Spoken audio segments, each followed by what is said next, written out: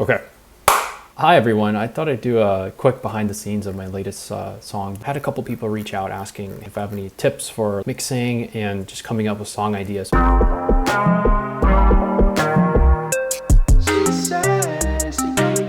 you can hear the intro, it kind of goes from one theme to a different theme. This kind of movement is what I think of as A to B. So anytime you go from one set of like drums and synths, it can keep people engaged. You can actually take the MIDI from one synth and just literally put it into a different synth.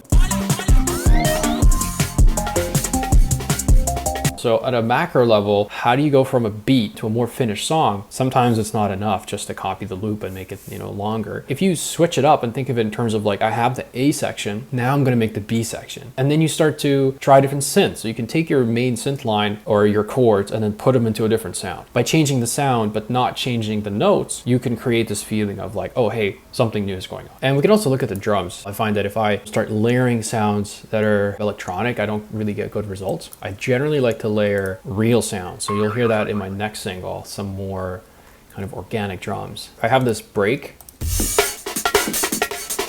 I have hi-hats, some more hi-hats, and then a kick, snare, really nice punchy snare. But there's also, to get that A to B, I'm using this like a rim shot. What I found is these types of snares actually work really good with plucks or these really kind of filtered down synthesizer sounds. There's some other interesting sounds like this.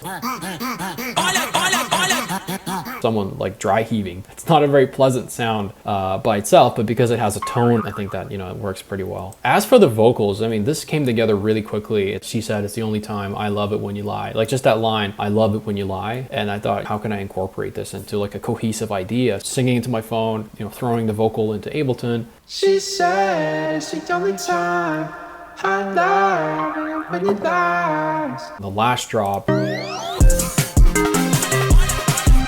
this sort of really washed out, bit of a signature sound for my productions I like to use. I think it's basically just a saw wave. These are all, stock Ableton plugins, phaser, saturator. For some reason I have two. This one's not doing anything. And then a reverb, right? Just really cranked up, 75% reverb.